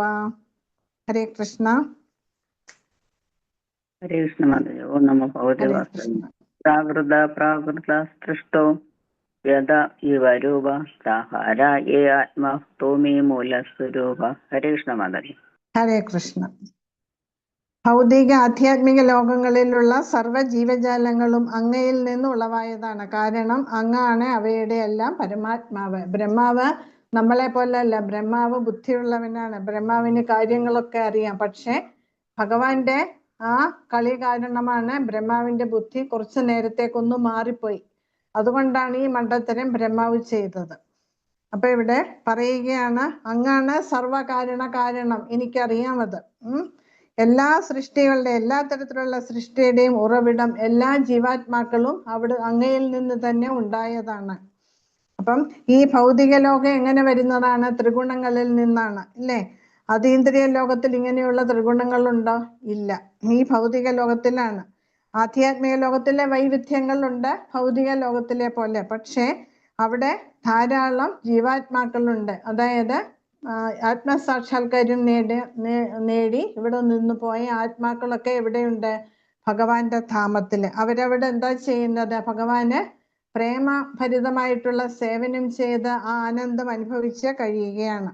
അതേസമയം നമ്മളിവിടെ മായയിൽപ്പെട്ട പലതരത്തിലുള്ള ക്ലേശങ്ങൾക്കിടയായിട്ട് നമ്മളുടെ ജീവിതം കഴിച്ചു കൂട്ടുകയാണ്. കാരണം എന്താണ്? നമുക്ക് സേവനം ചെയ്യാൻ താല്പര്യമില്ല. നമ്മൾ ഭഗവാനിൽ നിന്ന് മുഖം തിരിക്കുകയാണ് ചെയ്യുന്നത്. അപ്പം അങ്ങനെയുള്ള ജീവാത്മാക്കളുടെ ഉറവിടം എവിടെ നിന്നാണ്? സംഘർഷണൻ, അതായത് ഭഗവാന്റെ വിസ്തരണം ബലരാമനിൽ നിന്ന് സംഘർഷണൻ, പിന്നെ അവിടെ നിന്ന് ചതുർവ്യൂഹങ്ങള്, പിന്നീട് പുരുഷാവതാരങ്ങൾ, ഇങ്ങനെയാണ് വരിക. കാരണം എന്താണ്? എല്ലാം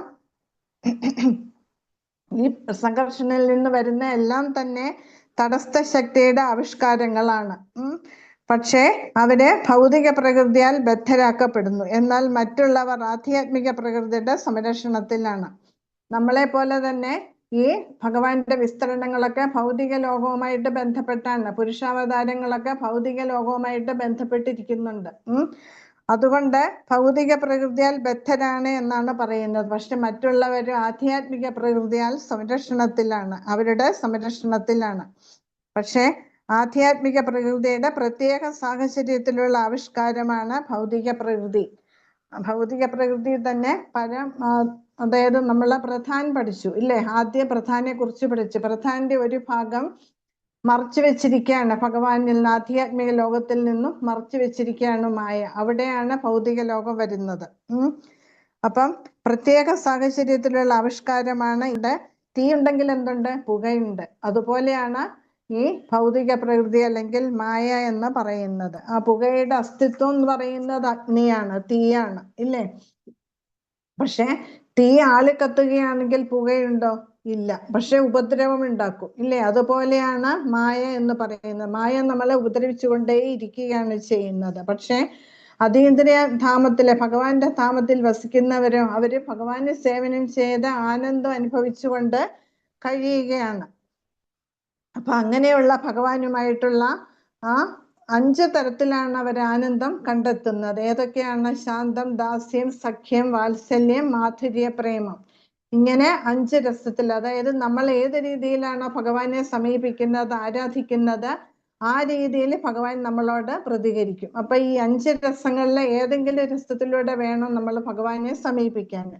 അപ്പൊ ആ ഭാവത്തിൽ തന്നെ നമ്മളോട് ഭഗവാനെ പ്രതികരിക്കും. അപ്പം ഇവിടെ ആണെങ്കിൽ നമ്മൾ എന്താ ചെയ്യുന്നത്? നമ്മൾ ഈ ഭൗതികമായിട്ട് സുഖങ്ങളിലും ദുഃഖങ്ങളിലും ഒഴുകി നമ്മൾ ജീവിക്കുകയാണ് ചെയ്യുന്നത്. നമ്മൾ തന്നെയാണ് എല്ലാത്തിൻ്റെയും ഉടമസ്ഥൻ, നിയന്താവ് നമ്മളാണ്. ഇതെല്ലാം എൻ്റേതാണ്, ഞാൻ. ഈ 2 ഭാവങ്ങള്, ഞാൻ, എൻ്റേത്, ഈ ഭാവമാണ് നമ്മളെ നയിക്കുന്നത്. അതുകൊണ്ട് നമ്മളിവിടെ മായയ്ക്ക് അടിമപ്പെട്ട് നമ്മളിവിടെ കുടുങ്ങിക്കിടക്കുകയാണ്.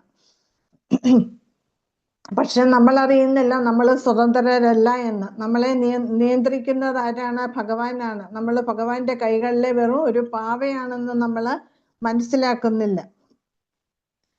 ആ ജീവാത്മാവെന്ന് പറയുന്നത് ഭഗവാന്റെ സംഘർഷണ, ഭഗവാന്റെ ശക്തിയുടെ ഒരു ചെറിയ കണിക മാത്രമാണ്. അപ്പം എല്ലാവരും തന്നെ, എല്ലാ ജീവാത്മാക്കളും പരമപ്രഭുവിന്റെ, പരമസത്യമായ ഭഗവാന്റെ നിയന്ത്രണത്തിലാണ്. അതുകൊണ്ട് ഭഗവാനെ നാരായണൻ എന്ന് വിളിക്കുന്നു. കാരണം ആ ഭഗവാനിൽ നിന്നാണ് എല്ലാം വരുന്നത്. അതുകൊണ്ട് എല്ലാത്തിൻ്റെ ഉറവിടം ഭഗവാനാണ്. നാരായണന്റെ ഉറവിടം ആരാണ്? ഭഗവാനാണ്. അതുകൊണ്ട് ഭഗവാനെ നാരായണൻ എന്നും പറയും. ഇനി അടുത്ത ശ്ലോകം 37. പൃഥ്വിയൈഛേ ഘടകുലേരെ കാരണ ആശ്രയ ജീവേര നിദാന തുമി തുമി സർവാശ്രയ. ഹരേ കൃഷ്ണ. ഹരേ കൃഷ്ണ. ഹരേ കൃഷ്ണ. ചൊല്ലിക്കോളൂ. ഹരേ കൃഷ്ണ. പൃഥ്വിയൈഛേ ഘടകുലേര കാരണ ആശ്രയ ജീവേര നിധാന തുമി തുമി സർവാശ്രയ. ഹരേ കൃഷ്ണ. ഹരേ കൃഷ്ണ. ഹരേ കൃഷ്ണ. ഹരേ കൃഷ്ണ. പ്രത്യേകിച്ച് ഘടകുലേര കാരണ ആശ്രയ ജീവരെ നിദാന തുമി തുമി സർവാശ്രയ. ഹരേ കൃഷ്ണ. ഹരേ കൃഷ്ണ. മൺപാത്രങ്ങൾ. ഹരേ കൃഷ്ണ. വേഗം ചൊല്ലണം മാതാജി. ഹരേ കൃഷ്ണ മാതാജി. പൃഥ്വിയൈഛേവ ഘടകുലേര കാരണ ആശ്രയ ജീവേര നിദാന തുമി തുമി സർവാശ്രയ. ഹരേ കൃഷ്ണ മാതാജി. ഹരേ കൃഷ്ണ. മൺപാത്രങ്ങളുടെ മൂല കാരണം മണ്ണായിരിക്കുന്നത് പോലെ ജീവജാലങ്ങളുടെ കാരണവും ആശ്രയവും അങ്ങാകുന്നു. അതായത് നമ്മൾ പലതരത്തിലുള്ള മൺപാത്രങ്ങൾ കാണുന്നുണ്ട്. കുടമുണ്ട്, കലമുണ്ട് ഇല്ലേ? ചട്ടികളുണ്ട്. പക്ഷെ ഇതെല്ലാം എന്തുകൊണ്ട് നിർമ്മിച്ചിരിക്കുകയാണ്? മണ്ണുകൊണ്ട്. അതേപോലെ എല്ലാ ജീവാത്മാക്കളുടെയും കാരണം ആശ്രയവും ആരാണ്? ഭഗവാൻ തന്നെയാണ്. അപ്പം സർവകാരണമായ ഭഗവാനാണ് എല്ലാ ജീവസത്തകളുടെയും കാരണം. ഇത് 7:10 ഭഗവത്ഗീതയിലെ 7:10 പറയുന്നുണ്ട്. ബീജം മാം സർവഭൂതാനം. ജീവസത്തകളുടെ ബീജം ആരാണ്? ഞാൻ തന്നെയാണ്. ഞാൻ തന്നെയാണ് അവരുടെ പിതാവ് എന്ന് പറയുന്നുണ്ട്. അപ്പം ജീവനുള്ളതിൻ്റെയും ജീവനില്ലാത്തതിൻ്റെയും, അതായത് ചേതനയുള്ളതും അചേതനവുമായിട്ടുള്ള എല്ലാത്തിൻ്റെയും സംഭരണി ആരാണ്? ഭഗവാൻ തന്നെയാണ്. അതേസമയം വിശിഷ്ട അദ്വൈത തത്വത്തിന്റെ വക്താക്കൾ പറയുന്നത് എന്താണ്? ജീവാത്മാവിന്റെ 2 തരത്തിലുള്ള ശരീരങ്ങളുണ്ട്. സ്ഥൂല ശരീരം, സൂക്ഷ്മ ശരീരം. സൂക്ഷ്മ ശരീരം എന്ന് പറയുമ്പം ഏതാണ്? മനസ്സ്, ബുദ്ധി, മിഥ്യ, അഹങ്കാരം. സ്ഥൂല ശരീരം എന്ന് പറയുന്നത് പഞ്ചഭൂതങ്ങളാൽ നിർമ്മിതമായിട്ടുള്ള ജഡപദാർത്ഥമായിട്ടുള്ള നമ്മളുടെ ഈ ശരീരം. അപ്പം ഈ 3 ശാരീരിക മാനങ്ങളിൽ, അതായത് സ്ഥൂല ശരീരം, സൂക്ഷ്മ ശരീരം, ആധ്യാത്മിക ശരീരം. ഈ 3 ശരീരങ്ങളിലും ജീവിക്കുന്നുണ്ടെങ്കിലും നമ്മള് ആരാണ്? ജീവാത്മാവെന്നാണ് പൊതുവെ അറിയപ്പെടുന്നത്. ആ ജീവാത്മാവിനെയാണ് വേദാന്ത സൂത്രങ്ങളിലൊക്കെ വിശദീകരിക്കുന്നത്. അതുപോലെ ഭൗതികവും ആധ്യാത്മികവുമായിട്ടുള്ള ലോകങ്ങളെ സൃഷ്ടിക്കുന്നത് ആരാണ്? ശ്രീകൃഷ്ണ ഭഗവാൻ, പരമദിവ്യോത്തമ പുരുഷനാണ്. ആ ആത്മാവാണ് ഏറ്റവും ശ്രേഷ്ഠമായിട്ടുള്ള ആത്മാവെന്ന് വേദാന്തത്തില് പറയുന്നുണ്ട്. അപ്പൊ നമ്മളുടെ ശരീരം സ്ഥൂലം ശരീരമുണ്ട്, സൂക്ഷ്മ ശരീരവുമുണ്ട്. അതുപോലെ ഭഗവാനും എങ്ങനെ ഈ ഭൗതികവും ആധ്യാത്മികവുമായിട്ടുള്ള ലോകങ്ങളോട് താതാത്മ്യം, ഏറെക്കുറെ മുഴുവനായിട്ടുമില്ല, കുറെയൊക്കെ താതാത്മ്യം പുലർത്തുന്നുണ്ട്. അപ്പം ബദ്ധാത്മാക്കളെ കൊണ്ട് നിറഞ്ഞതാണ് ഈ ഭൗതിക ലോകം എന്ന് പറയുന്നത്. അപ്പൊ നമ്മൾ എന്താ ചെയ്യുന്നത്? ഇതെല്ലാം ഭൗതികമാണ് എങ്കിലും നമ്മളുടെ ഉടമസ്ഥാവകാശം ഉന്നയിക്കുകയാണ് നമ്മള്. ഇതൊക്കെ ഭഗവാന്റെ സൃഷ്ടിയാണ്, ഭഗവാന്റേതാണ്. പക്ഷെ നമ്മൾ എന്താ പറയുന്നത്? മുൻപേ പറഞ്ഞ പോലെ ഇതെല്ലാം എന്റേതാണ്, എല്ലാത്തിനും കാരണം ഞാനാണ് എന്നാണ് നമ്മള് ചിന്തിക്കുന്നത്. നമ്മള് ആ ആധ്യാത്മിക ശക്തിയുടെ വെറും അതായത് ആളി കത്തുന്ന തീയുടെ തീപ്പൊരി 4 വശത്തേക്ക് തെറിക്കും ഇല്ലേ? ആ തീപ്പൊരി മാത്രമേ ഉള്ളൂ, മാത്രമാണ് നമ്മൾ. ആ തീപ്പൊരിക്ക് എത്ര വലിപ്പമുണ്ട്? തീരെ ചെറുതാണ്, ചെറിയൊരു കണം മാത്രമാണ്. അങ്ങനെയുള്ള ഒരു കണം മാത്രമാണ് നമ്മള് ജീവാത്മാക്കളെ എന്ന് നമ്മള് മനസ്സിലാക്കുന്നില്ല. അപ്പം ആ തീയാണ് ഭഗവാൻ. അതായത് ഏറ്റവും ശ്രേഷ്ഠമായിട്ടുള്ളതും ഏറ്റവും ഉന്നതനുമായിട്ടുള്ളതാണ് ഭഗവാൻ എന്ന് പറയുന്നത്. തീ ആരെങ്കിലും സമീപിക്കാറുണ്ടോ? ഇല്ല, ചുട്ടുപൊള്ളും ഇല്ലേ? അതുപോലെ ഭഗവാനെ സമീപിക്കണമെങ്കിൽ നമ്മള് വിശുദ്ധരാവണം, നമ്മളുടെ ഉള്ളില് പരിശുദ്ധി വരണം. എങ്കിൽ മാത്രമേ നമുക്ക് ഭഗവാനെ സമീപിക്കാന് സാധിക്കുകയുള്ളൂ. അപ്പം അതുകൊണ്ടാണ് ശ്രീ ചൈതന്യ മഹാപ്രഭു അചിന്ത്യ ഭേദം കൊണ്ടുവന്നത്, നമ്മളെ മനസ്സിലാക്കിക്കാൻ. നമ്മള് ഭഗവാനല്ല, നമ്മള് നാരായണനല്ല. We are quantitatively one but qualitatively different. നമ്മള് എണ്ണത്തിൽ വ്യത്യസ്തമാണ്, ഗുണത്തിൽ ഒന്നാണ്. പക്ഷെ ഭഗവാൻ 100 ആണെങ്കിൽ നമ്മൾ 1 മാത്രമേ ആവുന്നുള്ളൂ. ബാക്കി നമ്മൾ സേവനം ചെയ്ത് നമ്മൾ നേടിയെടുക്കണം ബാക്കി എല്ലാ ഗുണങ്ങളും. നമ്മുടെ ഗുണങ്ങളുടെ അളവ് കൂട്ടി വരണം ഭക്തിയുടെ സേവനം ചെയ്ത്. എങ്കിൽ മാത്രമേ നമുക്ക് ആ തലത്തിൽ എത്താൻ സാധിക്കുകയുള്ളൂ. അതുകൊണ്ട് എല്ലാത്തിൻ്റെയും കാരണവും പരിണാമവുമായിട്ടുള്ള ഭഗവാൻ അചിന്ത്യമാം വിധം തൻ്റെ സൃഷ്ടിജാലങ്ങൾക്ക് തുല്യനും അതേസമയം വ്യത്യസ്തനുമാണ്. ഇതാണ് മഹാപ്രഭു നമ്മളെ പഠിപ്പിച്ചത്. അടുത്ത ശ്ലോകം 38. നാരശബ്ദേ കഹേ സർവ ജീവേര നിജയ അയന ശബ്ദേ കഹേ താഹാര ആശ്രയ. ഹരേ കൃഷ്ണ. ഹരേ കൃഷ്ണ. ഓം നമോ ഭഗവതേ വാസുദേവായ. ഒരാള് വായിച്ചാൽ മതി. സർവ ജീവരേ നിജായ അയന ശബ്ദേ കഹേ താഹാരാശ്രയ. നാര പറഞ്ഞാല് എല്ലാ ജീവജാലങ്ങളിലെയും മൊത്തമായിട്ട് പറയുന്നതാണ്. അയനം എന്ന് പറഞ്ഞാല് എല്ലാ ജീവജാലങ്ങളുടെയും ആശ്രയം, അതാണ് നാരായണൻ. അതയേവ തുമിഹവോ മൂല നാരായണ ഏക ഹേതു ശൂന്യ ദ്വിതീയ കാരണ. ഞാൻ വായിക്കാം. ആകയാൽ അങ്ങ് മൂലനാരായണനാണ്, ഇതാണ് ഒരു കാരണം. ദയവായി ഞാൻ പറയാൻ പോകുന്ന 2ാമത്തെ കാരണം ശ്രദ്ധിക്കൂ. അതായത് ഭഗവാനിൽ നിന്നാണ് നാരായണൻ വരുന്നത്, അല്ലെങ്കിൽ മഹാവിഷ്ണു. ആ മഹാവിഷ്ണു അല്ലെങ്കിൽ നാരായണൻ എന്ന് പറയുന്നത് മൂലനാരായണനാണ് എന്ന് പറയാൻ കാരണം എന്താണ്? മുമ്പേ പറഞ്ഞു, കൃഷ്ണൻ, ബലരാമൻ, പിന്നെ സംഘർഷണമൂർത്തി, അതിൽ നിന്ന് മഹാവിഷ്ണു, പിന്നെ ചതുർവ്യൂഹങ്ങള്, പിന്നെ 3 പുരുഷാവതാരങ്ങള്. അപ്പം ഈ മഹാവിഷ്ണു അല്ലെങ്കിൽ നാരായണൻ എന്ന് പറയുന്നത് ഭൗതിക ലോകവുമായിട്ട് മൊത്തം സൃഷ്ടിയുടെ നാഥനാണ് ആ നാരായണൻ. അതുകൊണ്ടാണ് മഹാവിഷ്ണു മൂലനാരായണനാണെന്ന് പറയുന്നത്. ആ മഹാവിഷ്ണു ആരുടെ വിസ്തരണമാണ്? ഭഗവാന്റെ, ശ്രീകൃഷ്ണ ഭഗവാന്റെ. അതുകൊണ്ട് അങ്ങ് തന്നെയാണ് ശ്രീകൃഷ്ണ ഭഗവാൻ തന്നെയാണ് എല്ലാത്തിൻ്റെയും മൂലം. അതുകൊണ്ടാണ് മൂലനാരായണൻ എന്ന് ഭഗവാനെ വിശേഷിപ്പിക്കുന്നത്. സൃഷ്ടി നോക്കുകയാണെങ്കിൽ നാരായണൻ, ചതുർഭുജ നാരായണനാണ്, അല്ലെങ്കിൽ മഹാവിഷ്ണു ആണ് മൂലം. പക്ഷേ ശ്രീകൃഷ്ണ ഭഗവാനെ കൂടി ഉൾപ്പെടുത്തുമ്പോൾ എല്ലാം ഭഗവാനിൽ നിന്ന് വരുന്നു, കൃഷ്ണനിൽ നിന്ന് വരുന്നത് കൊണ്ട് എല്ലാത്തിൻ്റെയും മൂലം, സർവകാരണം ആദിപുരുഷൻ അങ്ങ് തന്നെയാണ് എന്ന് ബ്രഹ്മാവ് വ്യക്തമായിട്ട് ഇവിടെ പറയുകയാണ്. ഇനി 2ാമത്തെ കാരണം പറയുന്നു. ജീവേര ഈശ്വര പുരുഷാദി അവതാര താൻഹ സഭ ഹൈദേ ത്വമാര ഐശ്വര്യ അപാര. അപ്പൊ പുരുഷാവതാരങ്ങളാണ് ജീവസത്തകളുടെ നേരിട്ടുള്ള ഈശ്വരന്മാർ. കാരണം ഭൗതിക ലോകമായിട്ട് ബന്ധപ്പെട്ടാണ് 3 പുരുഷാവതാരങ്ങൾ ഇരിക്കുന്നത്. എന്നാൽ അങ്ങയുടെ ശക്തിയും ഐശ്വര്യവും അവരുടേതിനേക്കാൾ ഉത്കൃഷ്ടമാണ്. പക്ഷെ അവർക്കും ഭഗവാന്റെ അത്രയും കഴിവുമില്ല, ശക്തിയുമില്ല, ഓപ്പുലൻസും ഇല്ല. എല്ലാവിധ ഐശ്വര്യങ്ങളോടും കൂടിയാണ് ഉള്ളതാണ് ഗോലോകം എന്ന് പറയുന്നത്. നമുക്കറിയാം, ബ്രഹ്മസംഹിതയിൽ ആദ്യമേ തന്നെ ബ്രഹ്മാവ് പറയുന്നുണ്ട് ഇല്ലേ, ഭഗവാന്റെ ധാമത്തെ സ്തുതിക്കുന്നുണ്ട്. അത്രയും ഓപ്പുലൻസ്, ഐശ്വര്യങ്ങൾ വൈകുണ്ഠ ലോകങ്ങളിൽ കാണാൻ സാധിക്കില്ല. ആ 3 പുരുഷാവതാരങ്ങൾക്കും ഭഗവാന്റെ അത്രയും ശക്തിയുമില്ല, ഐശ്വര്യങ്ങളും ഇല്ല എന്ന് പറയുകയാണ്. ഹരേ കൃഷ്ണ. ഇനി നമുക്ക് അടുത്ത ക്ലാസ്സിൽ, ഞാൻ ഇന്ന് 50 വരെ എടുക്കണം വിചാരിച്ചതാണ്. സാരമില്ല, നമുക്ക് അടുത്ത ക്ലാസ്സിന്. ഹരേ കൃഷ്ണ. ഹരേ കൃഷ്ണ മാതാജി. ഹരേ കൃഷ്ണ. എന്തെങ്കിലും സംശയം ഉണ്ടെങ്കിൽ പറയും. ഹരേ കൃഷ്ണ മാതാജി, പ്രണാമം. ഹരേ കൃഷ്ണ.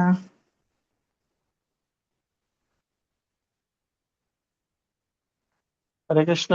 സംശയം ഉണ്ടെങ്കിൽ ചോദിച്ചോളൂ. ഹരേ കൃഷ്ണ മാതാജി, നമ്മള് 25-ാമത്തെ ഒരു 3 കാര്യം പറഞ്ഞായിരുന്നു. അത് എനിക്കത് ക്ലിയർ ആയില്ല. 25-ാമത്തെ ശ്ലോകം. അതെ. ഭക്തിയോഗേ ഭക്തപായ യാൻഹാര ദർശന സൂര്യേന സവിഗ്രഹ ദേഖേ ദേവഗണ. അതായത് ഭക്തര് ഭക്തിയോഗത്തിൽ വന്നിട്ട് ഭക്തിയുടെ സേവനത്തിന്റെ പാതയിലൂടെ നമ്മൾ മുന്നോട്ട് പോകുന്നു. ഭഗവാന്റെ തിരുനാമം ജപിച്ചും ഭഗവത്ഗീത ഭാഗവതം ഒക്കെ പഠിച്ചും പിന്നെ മറ്റ് ഭക്തിയുടെ സേവനങ്ങൾ ചെയ്തും ഭഗവാനെ പ്രാപിക്കാൻ നമ്മൾ പരിശ്രമിക്കുക ചെയ്യുന്നത്. അതേസമയം ഉപരിലോകങ്ങളിലുള്ള, പ്രത്യേകിച്ച് സ്വർഗലോകങ്ങളിലുള്ളവർക്ക്, അവർക്ക് നേരെയാണ് സൂര്യനെ കാണാൻ സാധിക്കും. നമുക്ക് നേരിട്ട് കാണാൻ സാധിക്കുമോ? ഒരു കത്തി ജ്വലിച്ചുകൊണ്ടിരിക്കുന്ന ഒരു തീഗോളം അത്രമാത്രമാണ് നമ്മൾ ഇവിടെ നിന്ന് നോക്കുമ്പോൾ സൂര്യൻ, ഇല്ലേ? അതിനുപരി ഒരു ദേവനായിട്ട് കാണാൻ നമുക്ക് സാധിക്കുമോ? നമ്മൾ സങ്കല്പിക്കുന്നുണ്ട്, എല്ലാ ദേവന്മാരുടെയും കൂട്ടത്തില് സൂര്യദേവനെ നമ്മൾ പ്രാർത്ഥിക്കുന്നുണ്ട്, ഇല്ലേ? പക്ഷേ ആ ദേവനായിട്ട് നമുക്ക് കാണാൻ സാധിക്കുന്നില്ല, ഒരു തീഗോളമായിട്ട് നമുക്ക് കാണാൻ സാധിക്കുന്നുള്ളൂ. എന്തുകൊണ്ടാണ്? നമ്മൾ ഭൗതിക തലത്തിൽ നിൽക്കുകയാണ് ചെയ്യുന്നത്. അതേസമയം ദേവന്മാർ, ഉപരിലോകങ്ങളിലുള്ളവരെ നമ്മളെക്കാൾ ഉയർന്ന തലത്തിലാണ് അവർ സ്ഥിതി ചെയ്യുന്നത്. അവരുടെ അവബോധം അത്രയ്ക്ക് ഉയർന്നതാണ്.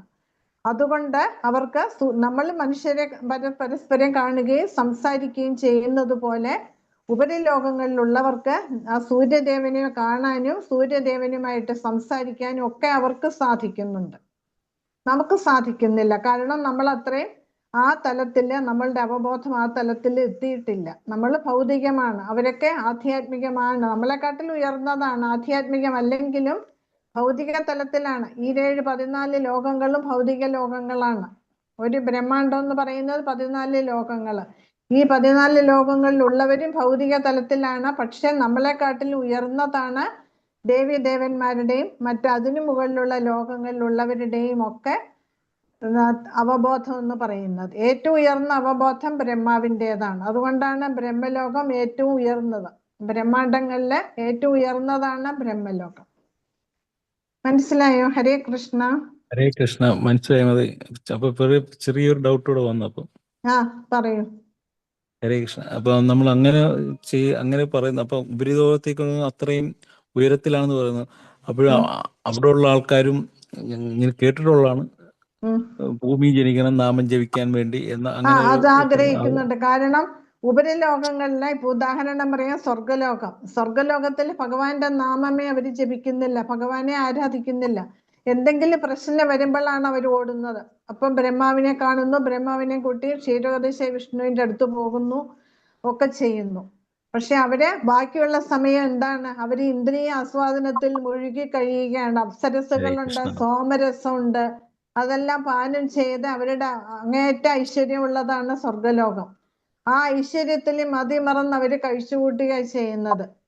ഇന്ദ്രൻ ഭഗവാന്റെ ഭക്തനാണ്, അതുകൊണ്ടാണ് ഇന്ദ്രന്റെ പദവി കിട്ടിയത്. പക്ഷെ എങ്കിലും അതൊക്കെ വിട്ടിട്ട് അവരുടെ ഐശ്വര്യങ്ങളിൽ മതിമറന്ന് ജീവിക്കുകയാണ്. അതുകൊണ്ടാണ് ഇടയ്ക്കിടയ്ക്ക് അവർക്ക് അടി കിട്ടുന്നത്. അസുരന്മാരെ ആക്രമിക്കുകയും ഇവരെ പരാജയപ്പെടുത്തുകയും ഒക്കെ ചെയ്യുമ്പോഴാണ് അവര് ഭഗവാനെ കുറിച്ച് ചിന്തിക്കുക. ഹരേ കൃഷ്ണ. ഹരേ കൃഷ്ണ. ഹരേ കൃഷ്ണ. ഹരേ കൃഷ്ണ. നമ്മുടെ സമയമായിരിക്കണം. വേറെ ആരെങ്കിലും ഉണ്ടോ? അല്ലെങ്കിൽ കൃഷ്ണ നമുക്ക് മാതാജി. ആരംഭിക്കാം. ഹരേ ഉം. കൃഷ്ണ ഹരേ മാതാജി. കൃഷ്ണ ഹരേ കൃഷ്ണ. അതെ മാതാജി, ഭൗതിക ലോകത്തിലുള്ളവരും എല്ലാം ദേവന്മാര് ഭൗതിക ലോകത്തിലുള്ള ഇവിടെ ഭൂമിയിലുള്ള ആൾക്കാരാണ് ദേവന്മാരെക്കാളും ഭഗവാന് ഇഷ്ടം എന്ന് പറയുന്നത്. ആ അതെന്തുകൊണ്ടാണ്? കാരണം എന്താന്ന് വെച്ച് കഴിഞ്ഞാല് ഈ ഭൗതിക ലോകത്തിൽ മാത്രമേ ഭഗവാന്റെ നാമമുള്ളൂ, ഭഗവാനെ കുറിച്ച് ചർച്ച ചെയ്യുന്നുള്ളൂ. ഇപ്പൊ പറഞ്ഞത് തന്നെ വേറെ ഒരു ലോകങ്ങളിലും ഇല്ല. സ്വർഗലോക ഉദാഹരണം പറഞ്ഞത് അതാണ്. അവിടെ ഉള്ളവര് ഭഗവാനെ പറ്റി ചിന്തിക്കുന്നതേ ഇല്ല, ഭഗവാന്റെ നാമം ജപിക്കുന്നില്ല. അവർക്ക് ഭഗവാനെ കുറിച്ച് കേൾക്കണമെങ്കിൽ അവര് ഇവിടെ നമ്മൾ ഭാഗവത സപ്താഹം നടക്കുകയും ഭഗവാനെ കുറിച്ച് പ്രകീർത്തിക്കുകയും ചെയ്യുമ്പോൾ അത് കേൾക്കാനായിട്ട് അവർ ഈ ഭൂമിയിൽ വരും. കാരണം അത്രയ്ക്ക് ശ്രേഷ്ഠമാണ് ഈ ഭൂമി. ജ്ഞാനപാനയില് പൂന്താനം പറയുന്നുണ്ട്, എന്തിനാണ് നമ്മളെ ഇങ്ങോട്ടേക്ക് അയച്ചത്? നമ്മൾ ഭഗവാനെ കുറിച്ച് ചർച്ച ചെയ്ത് ഭഗവാനെ മനസ്സിലാക്കി നമ്മളെല്ലാവരും തന്നെ തിരിച്ച് ഒരാൾ പോലും ഇവിടെ അവശേഷിക്കാതെ ഭഗവാന്റെ ധാമത്തിൽ എത്തിച്ചേരണം. അതിനുള്ള ഒരു ഇടമാണ് ഈ ഭൗതിക ലോകം എന്ന് പറയുന്നത്. പക്ഷെ നമ്മളത് കർമ്മഭൂമിയായിട്ട് എടുത്തിരിക്കുകയാണ്. നമ്മളൊക്കെ കർമ്മികളാണ്, പലതരത്തിലുള്ള പ്രവൃത്തികൾ ചെയ്ത് അതും വേണം, നമുക്ക് ജീവിക്കണ്ടേ, നമുക്ക് പഠിക്കണം, ജോലി ചെയ്യണം, എങ്കിൽ മാത്രമേ നമുക്ക് ജീവിതം കഴിച്ചു കൂട്ടാനൊക്കെ ഉള്ളൂ. അത് വേണം. പക്ഷെ അതിനെക്കാട്ടിലുപരി നമ്മൾ ഭഗവാന് പ്രാധാന്യം കൊടുത്ത് ഭഗവാന്റെ കാര്യങ്ങളിൽ നമ്മളുടെ മനസ്സിനെയും ബുദ്ധിയെയും അതിലേക്ക് കൊണ്ടുവന്നെങ്കിൽ മാത്രമേ ഇതിൽ നിന്ന് രക്ഷപ്പെടാനും ഭഗവാൻ ആഗ്രഹിക്കുന്നത് പോലെ നമ്മൾക്ക് തിരിച്ച് നമ്മളുടെ സ്വന്തം ഭവനത്തിലേക്ക് എത്തിച്ചേരാനും നമുക്ക് സാധിക്കുകയുള്ളൂ.